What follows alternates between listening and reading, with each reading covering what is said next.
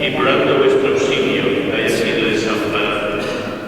Animado por esta confianza, os acudo, oh Madre Virgen de las Vírgenes, y gimiendo bajo el peso de mis pecados, me atrevo a comparecer ante vos, oh Madre de Dios.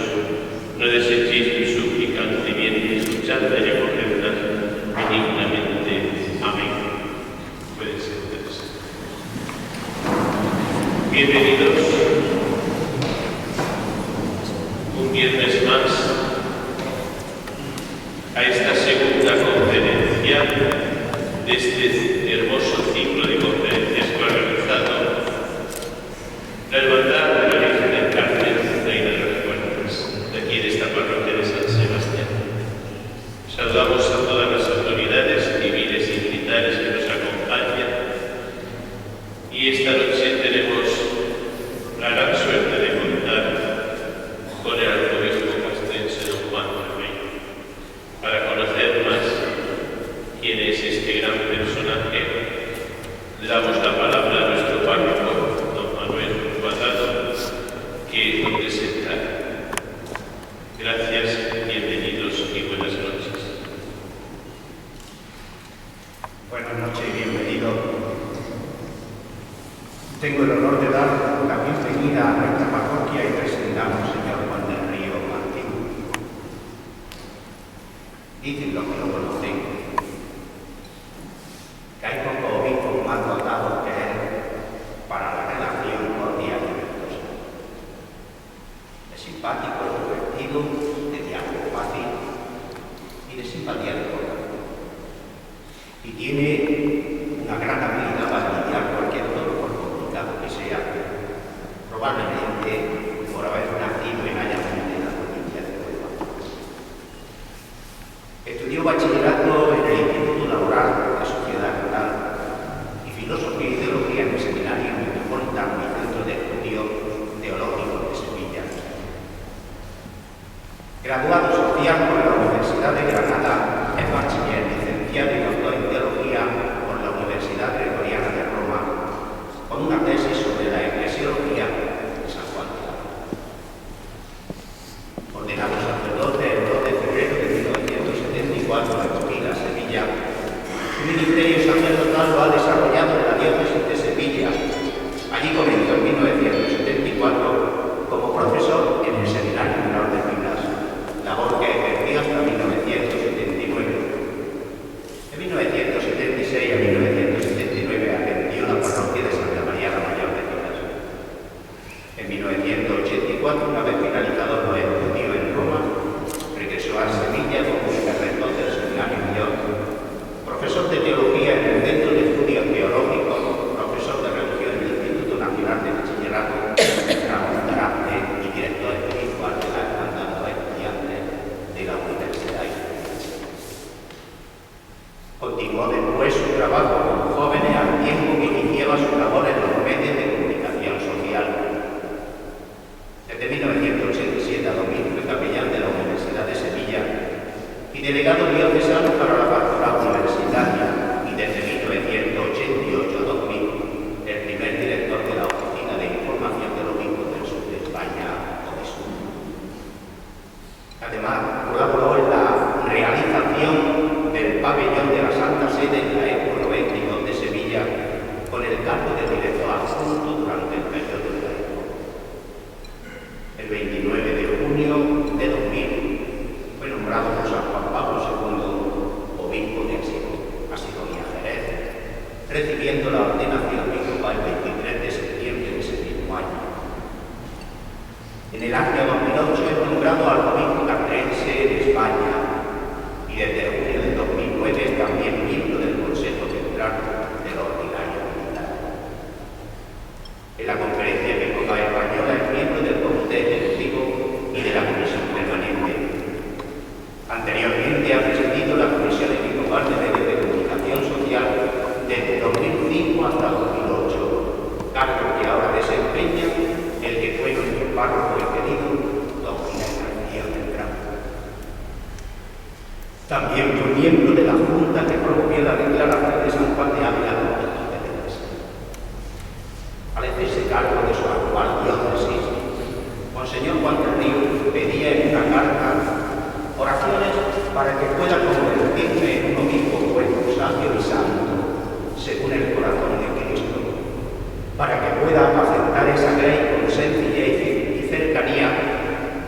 fomentando la cultura del diálogo y de la paz. Y así el Evangelio de Jesucristo se ha acogido como buena noticia para todos nosotros. Y añadía: no busquéis en mí otra cosa que un servidor de Jesús y de su Iglesia que desea hacer el bien en medio de la familia de las Fuerzas Armadas. Quería ser un obispo de todo y para todos, un hermano entre los hermanos, que con cercanía y humildad compartía el pan de la palabra y de la Eucaristía, que se gaste y desgaste en llevar a la crey por los senderos de la santidad, y en ser siempre alegre el acto del Evangelio de Jesucristo, que sacia el ansia de felicidad y eternidad que hay en el corazón.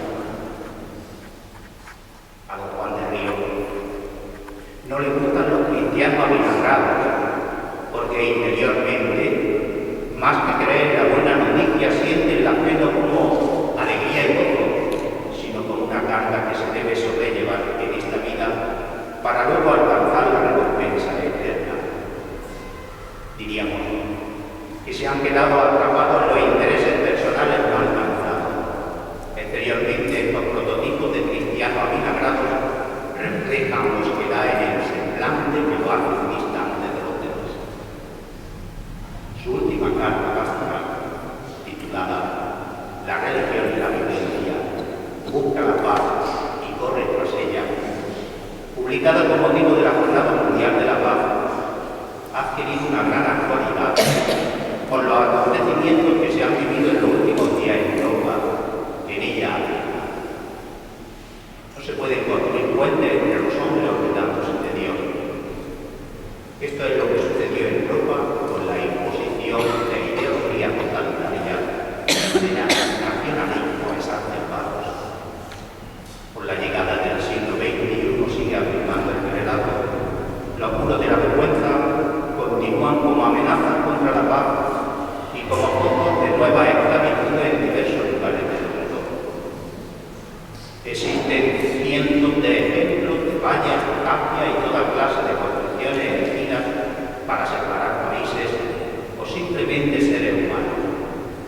Hasta el mismo Mediterráneo se ha convertido en una fosa donde hay miles de inmigrantes muertos en el mar, por esas barcas que en lugar de haber sido una vía de esperanza, ha sido una vía de muerte.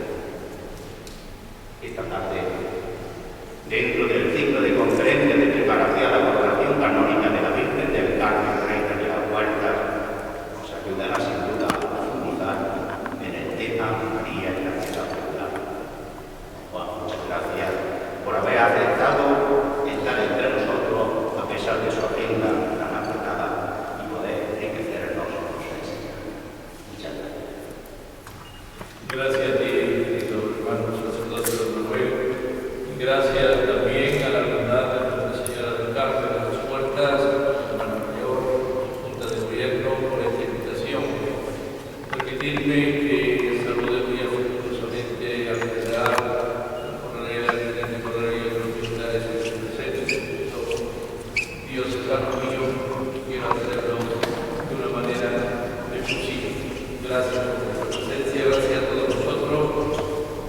Miren ustedes, ya hace frío, ¿entienden? Y si al lado todos nosotros leyendo papeles, que nadie se asuste que lo voy a leer, los papeles están ahí y las personas lo lean. Y después hablaré, como son las 9:15, a las 9:30 se ha terminado porque hay que ser.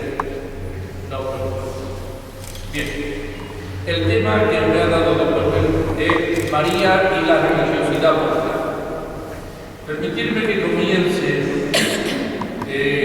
mirando hacia el camarín de la reina y patrona de las Puertas y con las palabras del pueblo sencillo en esa canto popular dice: ojos grandes, pelo negro, labios rojos del moreno, como la Virgen del Carmen, la patrona de las Puertas. Estos versos están reflejando el tema de esta noche. ¿A quién cantar? ¿A un Dios? ¿A quién rezar? a la Madre de Dios, ¿qué lenguaje usamos? Por eso, nuestro punto de partida es lo que afirmaba el directorio sobre la religiosidad popular de la Congregación Romana del Culto Divino del 2002, que dice: se entiende por religiosidad popular la realidad indicada que se refiere a una expresión universal en el corazón de toda persona, como en la cultura de todo pueblo, y en sus manifestaciones colectivas está siempre presente una dimensión religiosa. De tal manera que religión viene de religar, de estar atado. Es ese ímpetu, esa pregunta inherente en el ser humano que siempre está por encima de cualquier cultura, clase o condición social. ¿Quién soy yo? ¿Qué significado tiene la vida? ¿Qué hay más allá de la muerte? De tal manera que el término religiosidad popular se puede aplicar al hecho cristiano como al hecho budista, porque se refiere a la religiosidad natural innata en el hombre. Es decir, el ser humano no se define por sí mismo. Nosotros no nos fundamentamos, necesitamos alguien que responda a esos interrogantes. Por lo tanto, la religiosidad popular sería esa primera respuesta que instintivamente el ser humano busca a las grandes preguntas de su existencia.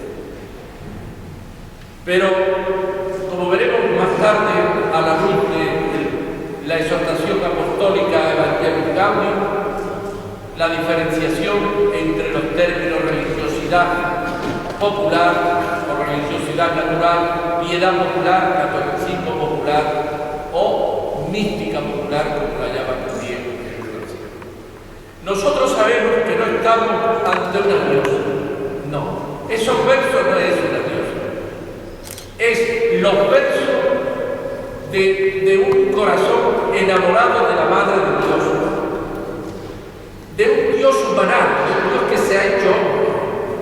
Desde entonces, desde ese acontecimiento original del cristianismo que se diferencia de otras religiones, es que Dios ha entrado en la historia. Y que esta carne mía, estos huesos míos, lo ha tomado la segunda persona de la Santísima Trinidad. De tal manera que nada de lo humano es ajeno a lo cristiano. Por lo tanto, la encarnación redentora de Jesucristo, Hijo de Dios vivo, el Dios humanado, es lo que da sentido a la formulación que sustenta este piropo a la Virgen del Carmen de las Huertas, como pueda ver otro, como lo veremos también en el Evangelio. Bendito el vientre que te llevó y los pechos que te amamentaron. Es una expresión natural del hombre, cargada de naturalidad, pero a la vez cargada de trascendencia. ¿Por qué? Porque Dios, al encarnarse, ha tomado el lenguaje humano como vehículo de expresión. Y el tiempo humano es tiempo de Dios. De tal manera que decimos antes y después de Jesucristo. La Iglesia, por lo tanto, no puede ni debe ir en contra de ese carácter espontáneo y natural de la religión globalmente considerada como estable. Su visión, la visión de la Iglesia frente a la religiosidad popular, ese punto no lo voy a tocar, será el discernimiento y la purificación de aquellos elementos que no son o no expresan los elementos esenciales del misterio cristiano. En muchísimos pueblos, la religiosidad no es hija de la cultura, sino madre e inspiradora de la cultura. De tal manera que en el hecho cristiano diremos, la fe cristiana crea cultura, es cultura. ¿Por qué? Porque es una fe incultural o aculturada, como también se puede decir, en la historia de un pueblo.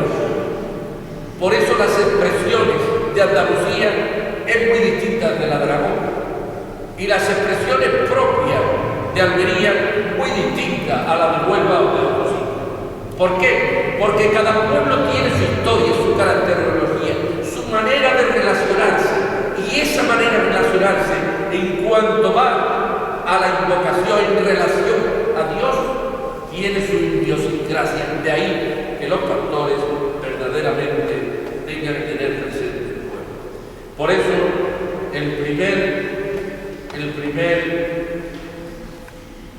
hay dos bloques y la conclusión. Hasta aquí la introducción. El primer bloque es el misterio del pueblo de Dios en el pueblo y su cultura. Vamos a ver, una de las originalidades del Papa Francisco es que cuando habla de la religiosidad popular parte del concepto de pueblo.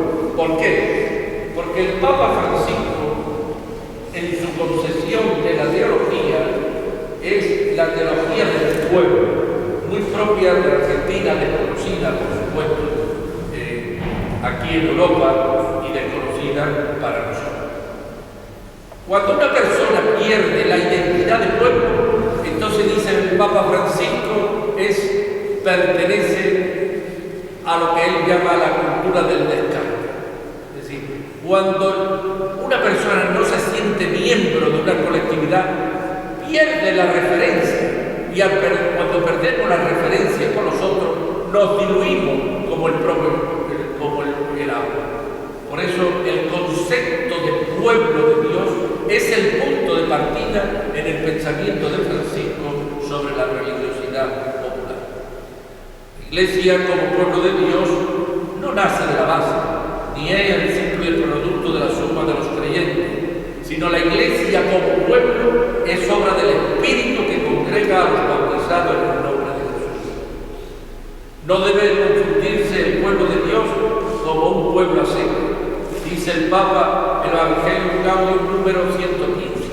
Este pueblo de Dios se encarna en los pueblos de la tierra, cada uno de los cuales tiene su propia cultura.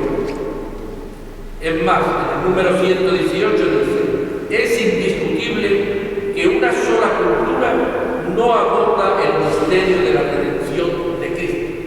Por tanto, tan legítimo es la Semana Santa de Valladolid como puede ser la barroca sevillana.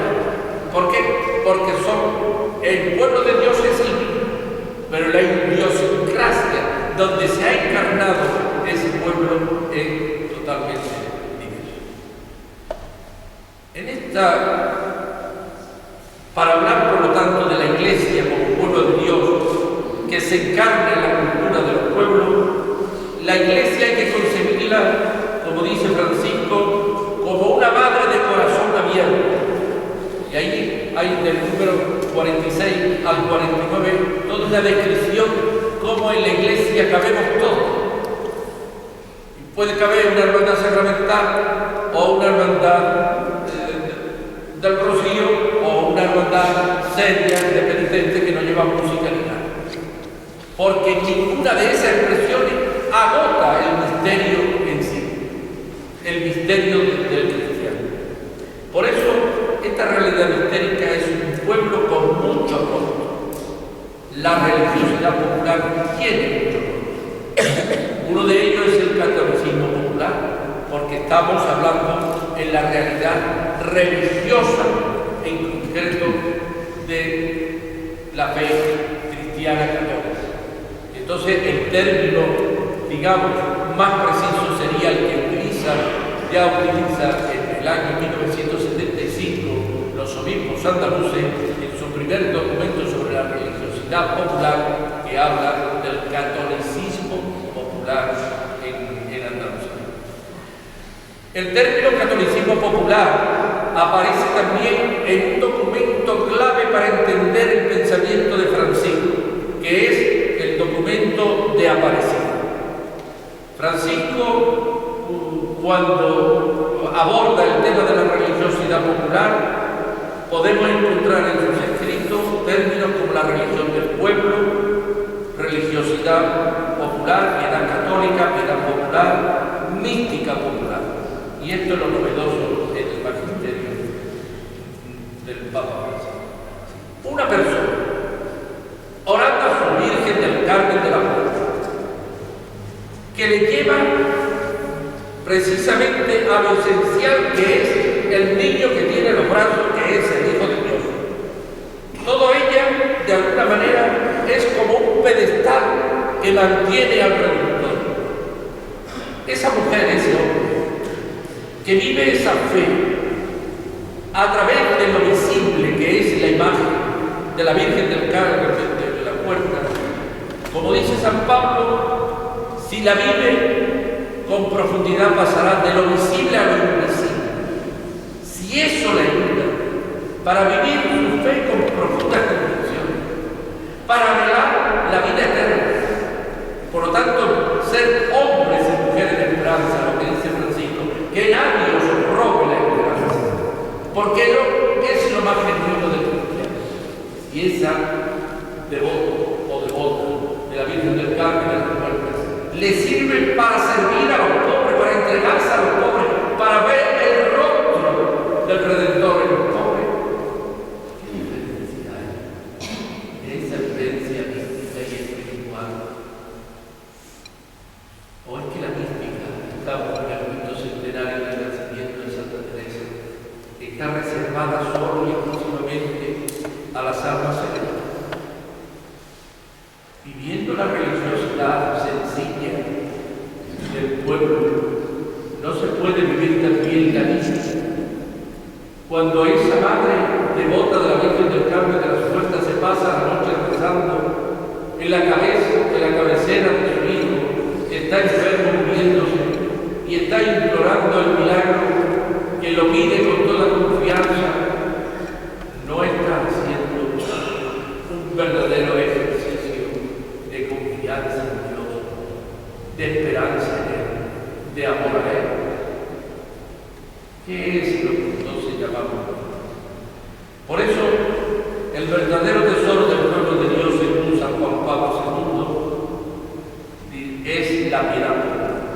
Juan Pablo II utiliza el término piedad, con la que designa las diversas manifestaciones populares de carácter privado o comunitario, que en el ámbito de la fe cristiana se expresa principalmente no como los modos sagrados de la liturgia, sino por las formas peculiares derivadas del genio de un pueblo o de una etnia o de su cultura.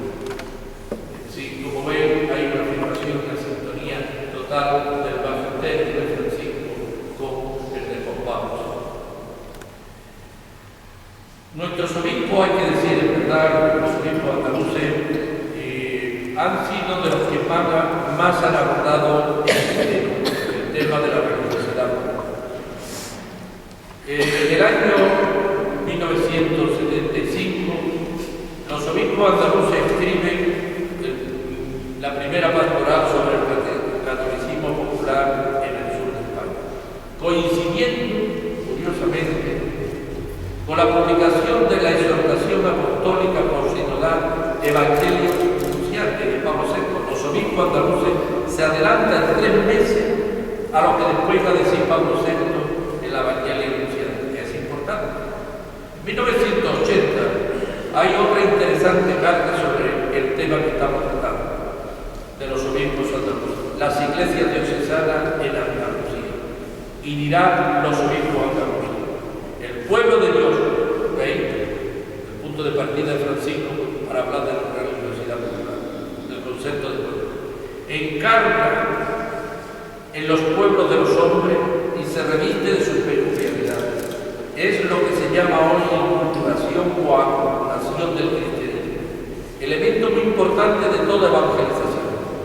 En esta Andalucía de historia milenaria y de un presente enormemente vivo, hasta tal punto esto es verdad que la situación religiosa de nuestra región puede definirse de hecho por el catolicismo popular, que es propio y peculiar de su gente. Sobre esa realidad global de base descansa cuando existen los demás niveles en nuestras iglesias diocesanas. Hay un reconocimiento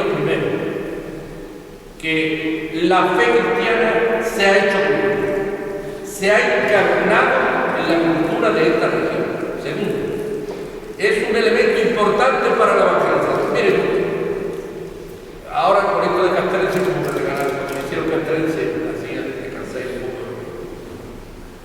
Me regalaron una maleta para viajar, claro, yo viajar por toda España y fuera de España.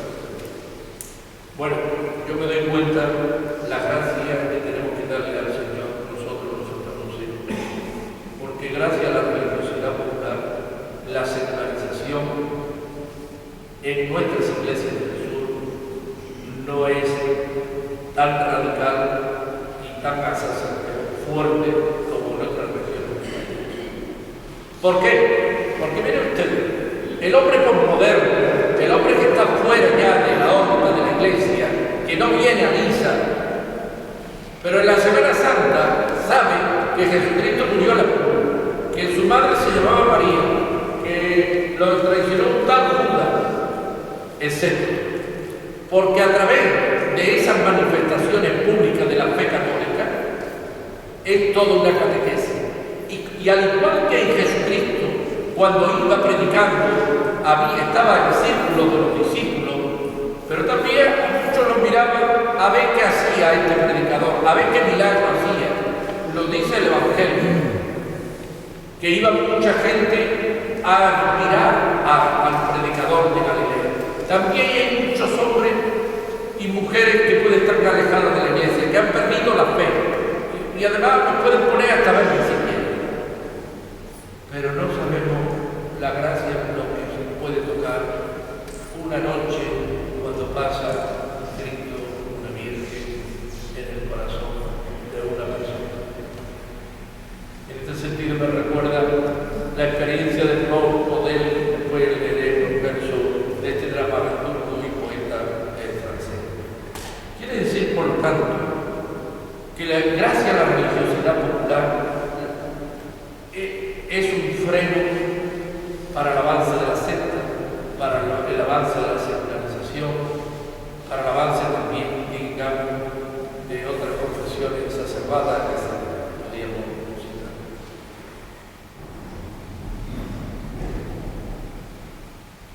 ¿Tiene fuerza misionera la religiosidad popular? El Papa Francisco se pregunta, ¿tiene valor misionero la vida popular? Y él manifiesta que esta expresión espontánea de la acción misionera del pueblo es un verdadero tesoro. Es verdaderamente, dice él, una escuela de caridad y de oración. ¿Cuántas personas no hacen la señal de la cruz? Y cuando pasa la Virgen del Carmen, hace la señal de la cruz. ¿Cuántas personas a lo mejor no le salen ni siquiera el Ave María? Y cuando sale la Virgen del Carmen se reza. Hay que tener presente siempre en la acción misionera lo que dice la Sagrada Escritura. No apaguéis la llama humeante, porque en los tiempos que estamos de sequedad de la vida espiritual, siempre Dios puede utilizar cualquier elemento y más un signo religioso como es una imagen sagrada para mover el corazón y el convencido del hombre. Tanto Juan Pablo II como Benedicto XVI también nos hablaron de la misión profética que tiene la mística popular, la religiosidad popular. De tal manera que dice el futuro del cristianismo y de sus instituciones pasa por los pueblos y sus culturas. Yo creo que una fe sin raíces culturales no es una verdadera fe. Señores, ¿se puede entender Almería sin la Virgen del Mar, por ejemplo?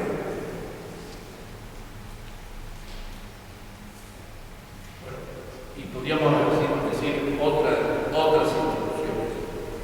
Quiere decir, ahí no me voy a permitirme que lo lea, porque es un texto precioso de Benedicto XVI que lo escucha el Papa Bergoglio cuando es cardenal en Aparecida.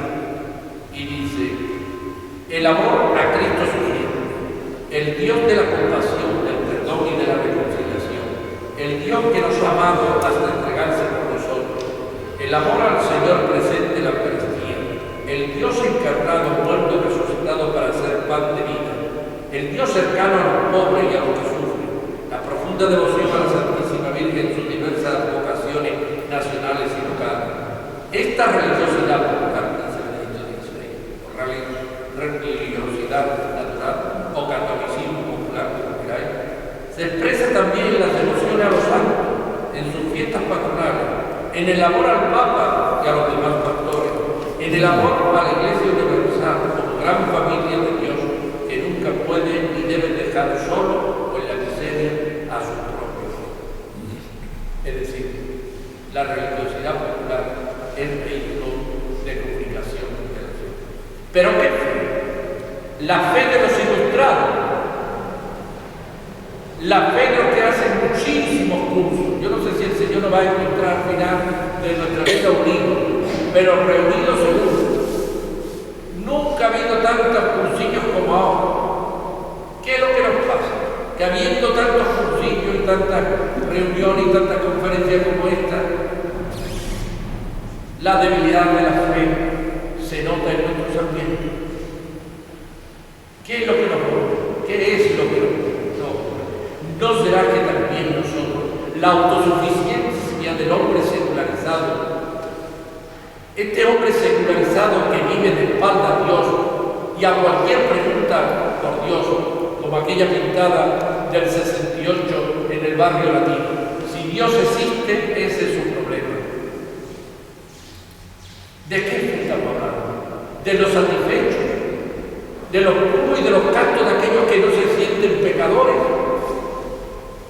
La fe de los pobres, bienaventurados los pobres de espíritu, porque de ellos es el reino de los cielos. Pues bien, para el Papa Francisco, esta es la fe de los humildes de los sencillos.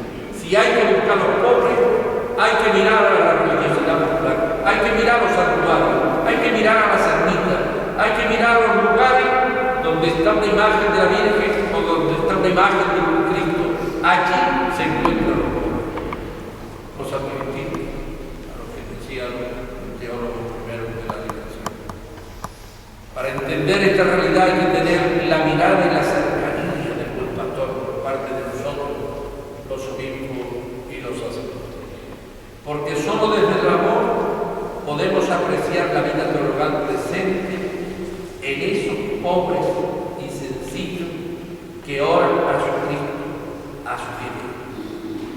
Por eso, la religiosidad popular tiene un lenguaje, es el lenguaje de la vela. Miren ustedes, el encender una vela para esa persona le recuerda la gracia que ha tenido con su hijo.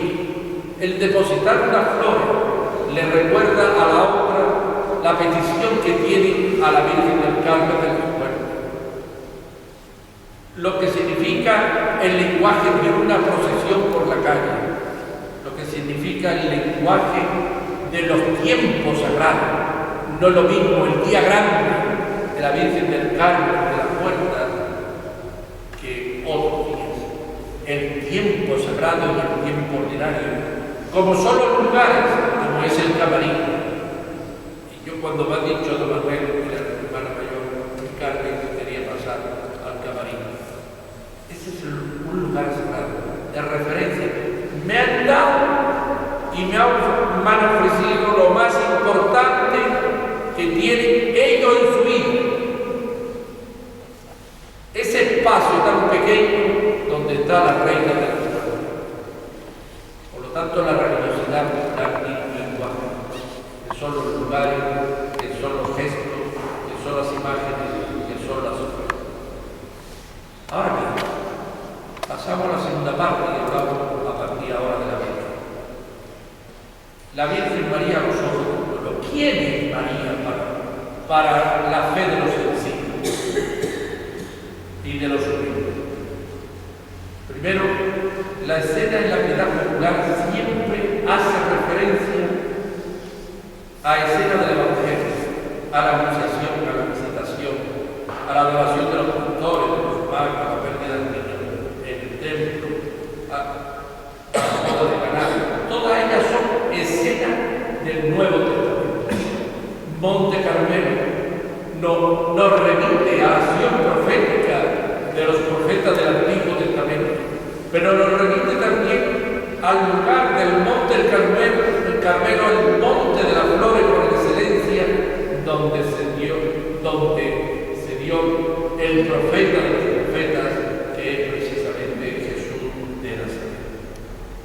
Desde ese monte Carmelo, divisando todo el mar Mediterráneo, María, cuando se va al santuario de la Virgen del Carmen, allí es como el gran faro de esa fosa que yo hablaba en mi última pastoral, esa fosa común que desgraciadamente hoy puede ser el mar Mediterráneo.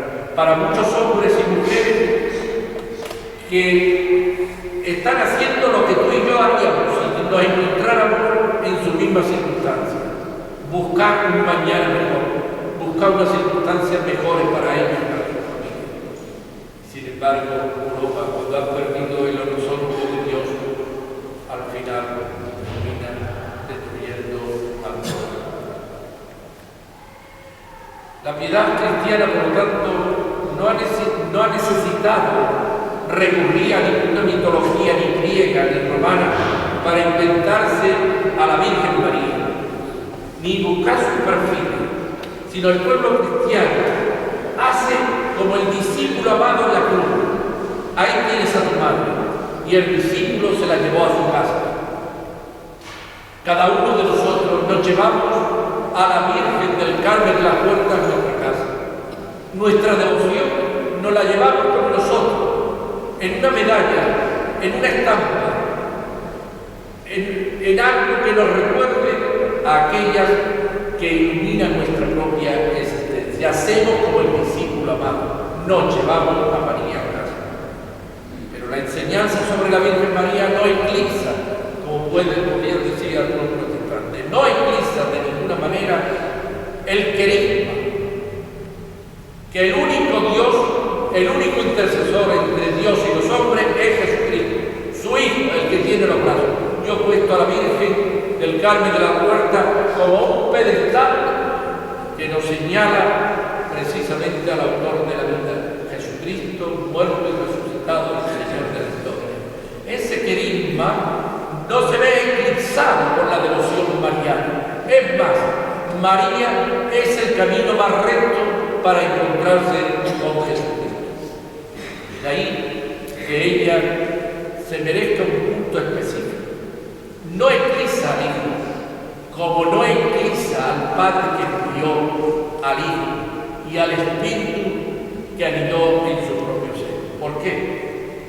Porque en el culto, el hombre, el ser humano, necesita de lo externo para mostrar lo que vivimos interiormente. Como dice el Salmo, que todo mi ser te alabe, Señor. Nosotros no podemos caer en el culto, en el intimismo de la conciencia. Necesitamos de los signos externos, la reverencia, ponernos de pie, las oraciones, las ofrendas, etc. El hombre tiene que exteriorizar esa reverencia interior. Es verdad que lo importante, y sobre todo los curas que repetimos mucho a la gente, es decir, hay que tener un culto en espíritu y en verdad. Claro que sí. Primero que lo tiene que tener eres tú, que eres el presidente de la Eucaristía. Espíritu y en verdad, lo dice San Juan, lo tenemos que tener desde nosotros que presidimos por la misericordia de Dios hasta vosotros que participáis en la Eucaristía. Pero esa adoración en espíritu y en verdad se manifiesta a través también de los gestos. Hay tres clases o cultos por razón de la dignidad. Primero, el culto a Dios es el culto de adoración, el culto de la tríada. El culto a los santos es de veneración, llamado de unía, que es a los santos y a los santos. Pero la Virgen es el culto de hipernía o veneración suprema. La Virgen, en razón de su eminente dignidad, de ser madre de Dios. Todo ella fue un tabernáculo del Altísimo, que la cubrió con su sombra, como dice el Evangelio. Por ser madre de Dios le vienen las demás prerrogativas. Decía la Sagrada Congregación de Rito en el decreto del 1 de junio de 1984, se debe a María un punto superior eminentemente sobre los ángeles, en cuanto que es madre de Dios. Y el Vaticano II dice: María, elevada por la gracia de Dios por encima de todos los ángeles, de todos los santos, como madre de Dios Santísima, es honrada por la Iglesia con un culto especial que difiere esencialmente del culto de adoración que se rinde al Verbo encarnado, a su Hijo, así como al Padre y al Espíritu Santo. Este culto enteramente singular de la Iglesia lo aprueba y lo favorece. Lumen Gentium, número 67. Por lo tanto, los elementos del culto a la Virgen, insisto, no implican ni el culto que le debemos a Dios de adoración, el culto a la Virgen es de veneración, no implica para nada el misterio central de Jesucristo. María no se comprende sin Cristo. Por eso San Juan de Ávila tiene una figura muy bonita para decir quién es María en el cuerpo místico de Cristo. Cristo en la cabeza, María es el cuello, la Iglesia es el cuerpo. Los elementos integrantes de un verdadero culto en espíritu y en verdad a la Santísima Virgen tienen que tener estas 4 características. Primero, venerarla, porque es la Madre de Dios y la Madre de Dios. Segundo, quererla, amarla como amamos a nuestra madre, sabiendo que nos podrá abandonar, como dice el Salmo, tu padre y tu madre, pero yo nunca te abandonaré. Y eso la gente sencilla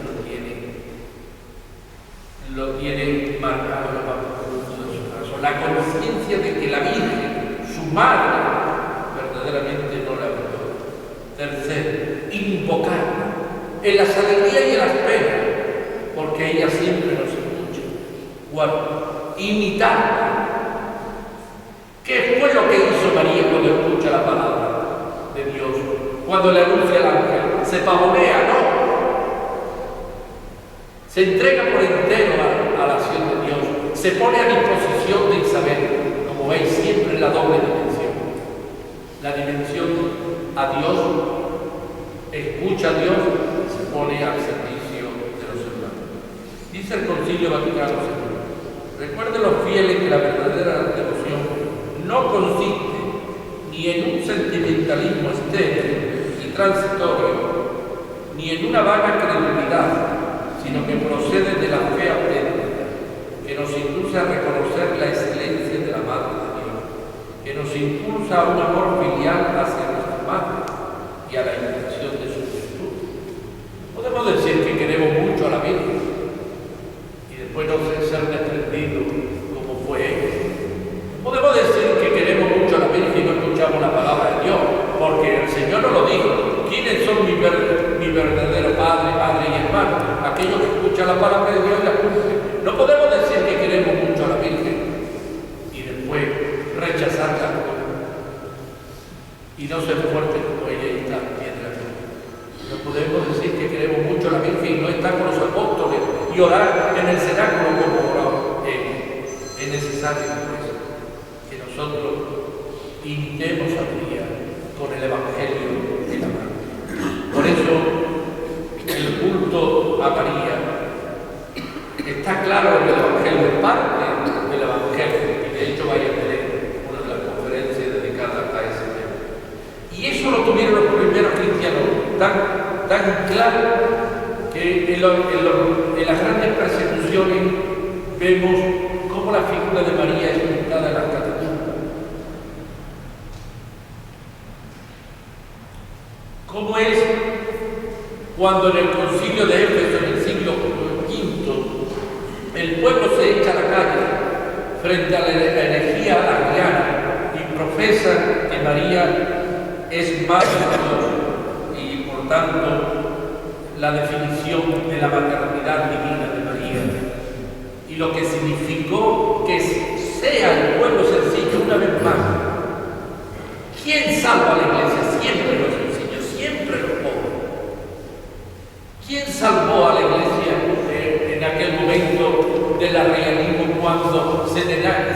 reflejaba la naturaleza divina de Jesús. Precisamente los pobres. ¿Por qué? Porque María es Madre de Dios en su naturaleza humana. Porque creemos en el Dios humano, no en su naturaleza divina, porque entonces no sería Dios. Pero en la naturaleza humana es Madre. ¿Y quién es Jesús? Sino el Hijo de Dios mismo. Por lo tanto, podemos decir que con toda razón, y no caemos en ningún error, que María es verdadera Madre de Dios en su humanidad. Y así tenemos también cómo María pronto aparece en las ermitas santuarios esparcidas en la medida que se va extendiendo el cristianismo.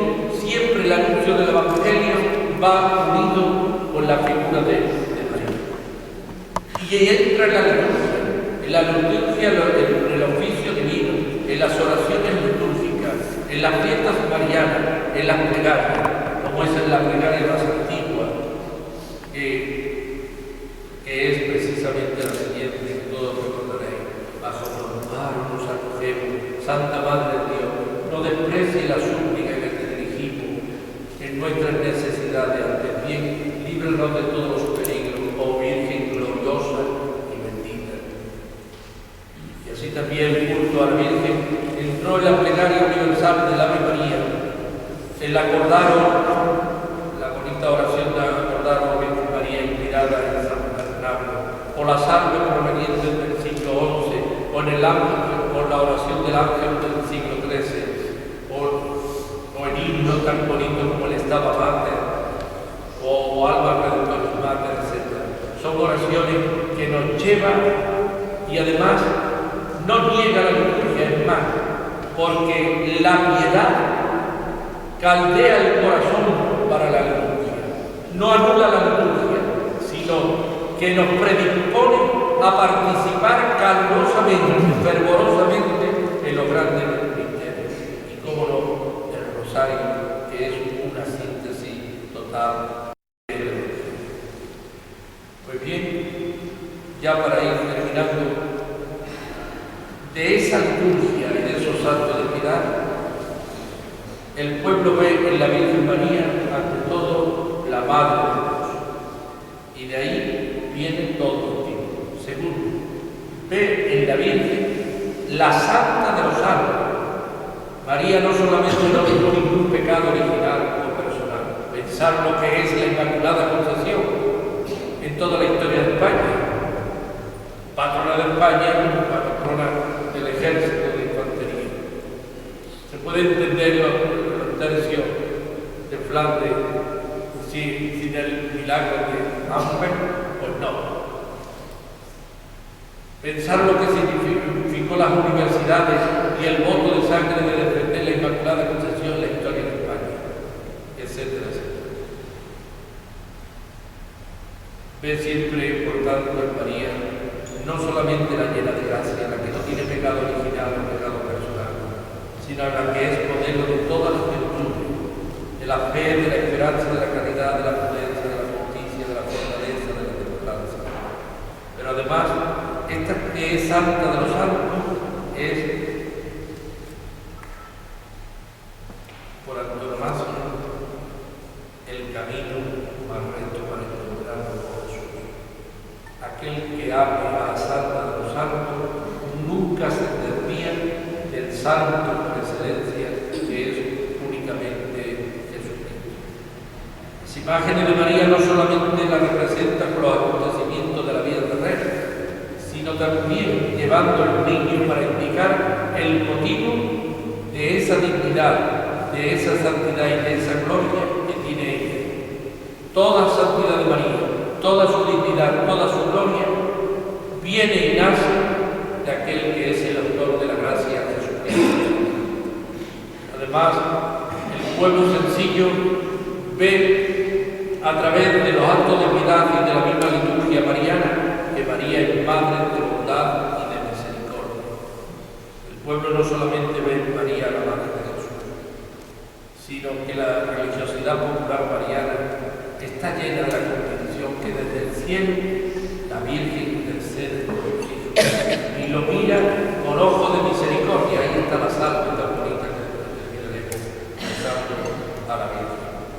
María es invocada en la santidad de que no le molesta ninguna de las súplicas, no le irrita ninguna de nuestras peticiones, porque María siempre es el rostro materno de Dios, y como una buena madre no cierra las entrañas a su hijo, así tampoco las entrañas de Dios tienen un nombre que se llama María de Nazaret.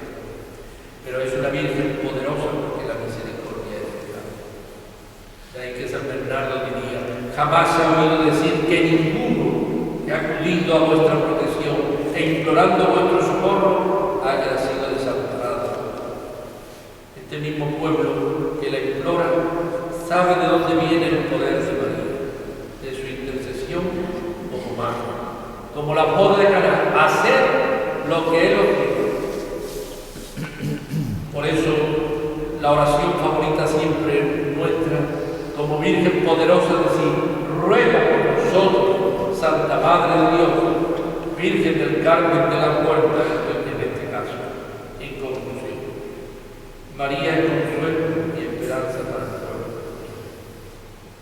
La devoción a la Virgen toca el corazón del creyente y lo toca con la ternura que significa su seguimiento y su imitación a Cristo. El pueblo mariano es un pueblo que confía, es un pueblo que no se siente solo ni desamparado, ni dejado a la impotencia, porque ella es el refugio de los pecadores y auxilio siempre de los cristianos. Mucha gente confía en la Virgen y lo hace desde la mayor simplicidad de su corazón.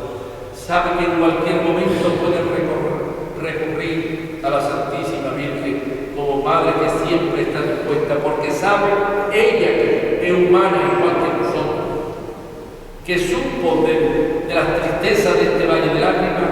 Ella sabe que al final de este valle de lágrimas siempre tiene que venir la luz y la resurrección. Decía, mira, qué verso tan bonito del dramaturgo, poeta y diplomático francés Paul Claudel. Decía ante una imagen de la Virgen: es mediodía, veo la iglesia abierta, tengo que entrar. Madre de Cristo Jesús, no vengo a rezar, no tengo nada que ofrecerte ni nada que pedirte. Vengo, Madre, solo para mirarte y llorar de felicidad, sin decir nada, sino solo mirando tu bello rostro. Qué bonito. Pues mira, esto lo he visto yo y también lo podéis ver. Por ejemplo, cuando la Virgen del Rocío está en el monte, siempre la iglesia está abierta las 24 horas. Y van las mujeres a hacerle compañía a la Virgen. Para un profano que entra allí, lo que ve a unas mujeres que están hablando, a lo mejor entre ellos, tirando sola allí hablando. Pues vienen otras y se van cambiando. Y eso de forma espontánea. Vamos a hacerle compañía a la Virgen. Y como una vecina más, pues se pone a hablar de sus cosas delante de la Virgen. Pues esto es lo que hacía menos que este gran poeta y este gran dramaturgo y este intelectual que yo acabo. ¿Por qué? Porque su fe era sencilla. Sencilla. El mirar, esa triple mirada que hay entre la Virgen del Carmen y esa otra mirada que hay entre tú, se cruzan el niño, que es el que sostiene ese triángulo de la triple mirada de lo divino. Pero María también, por último, es alegría en este valle. Dice San Pablo: está siempre alegre por el Señor. Lo repito, está alegre. Luego diré que este acontecimiento de la coronación de la Virgen del Carmen de la Puerta sea un acontecimiento de gozo y de alegría. Si Cristo ha venido a complicar la vida, ya estaba suficientemente complicada ahora. Cristo ha venido a liberarnos de toda tristeza, aún del cáncer, mire usted, aún de la división familiar. Todo es posible, porque nosotros creemos en un Dios que hace de lo imposible lo posible. Y eso siempre llena de gozo. La figura de María pone consuelo, esperanza y alegría en la hora suprema de la muerte. Por eso tengo que terminar aquí, precisamente con ese rezo popular. La Virgen del Carmen, como cualquier otra devoción mariana, se encuentra en nuestros cementerios, en nuestras lágrimas, porque es un deseo que el manto de la Virgen nos lleve a la boda celestial. Por eso hay un rezo popular que dice: Madre mía del Carmelo, por tu escapulario santo, cúbreme bajo tu manto y llévame contigo